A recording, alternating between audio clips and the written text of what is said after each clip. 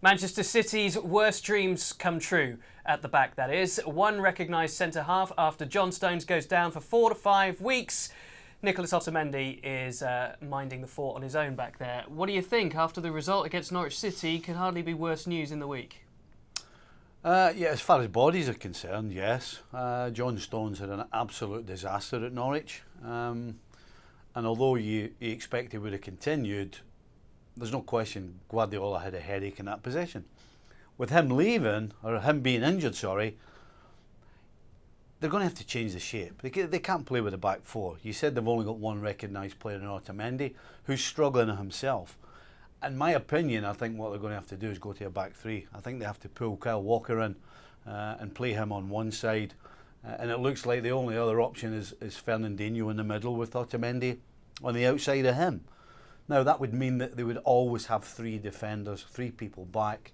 And I think between the three of them, with the experience they have, with the amount of defending that they're going to have to do, which is far less than most other teams because they're so good going forward, then I think they will be able to get away with it to a certain extent. Taking a look at the fixtures that Manchester City face without John Stones now, of course without Aymeric Laporte as well, with the Champions League against Shakhtar, it's then Premier League outings with Watford, Everton, Wolves, Crystal Palace and Aston Villa, maybe to try out that new shape. I mean, are you saying that they would come under some strain there in terms of the physical battle? How would you expect them to play? Exactly the same way? I think they'll play exactly the same way. They'll certainly try to play the same way. I think the problem you've got is that defending as a centre-back is different than from a wide area. And so you're going to have three players, one in Kyle Walker, which I'm surmising is going to happen. Kyle Walker's better in a wide position. Otamendi, I think, is struggling because I think he's past his best. And Fernandinho is a lot different defending 20 yards further back where you can't get away with any mistake and it's all about good decision making. So it's a real test. You look at the games that they've got coming up. On paper, they should take care of them. But guess what? We said that against Norwich City and look how bad that went with two recognised centre-backs supposedly. So this is going to be a tough time for City. And if ever City needed to make sure that they keep the ball and keep it away from their back line, it's going to be in the next, 4 or 5 weeks when particularly Stones is out. And that's the problem with the Norwich City result as well and the performance as well. A lot of teams will be looking at that as a template for how to maybe get at City.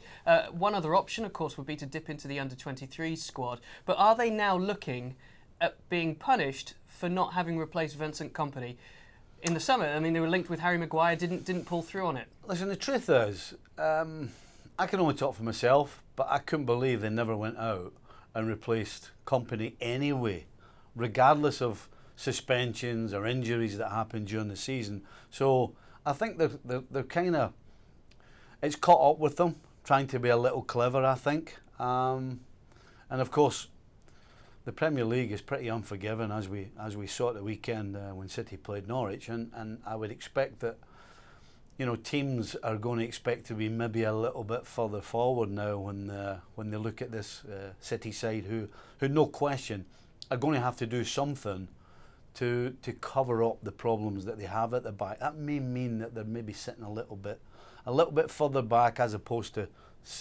on the edge of everybody's box that they play against. Okay, so the Champions League is first up, but then the real headache of the Premier League without a fit central defence. We'll see what happens and what Pep Guardiola chooses to do in the coming games, but a busy period, and at the moment, City very much undermanned. Well, thank you very much for watching ESPN on YouTube. For more sports highlights and analysis, be sure to download the ESPN app. And for live streaming, premium content, and let's not forget as well, ESPN FC 7 days a week. Subscribe to ESPN Plus.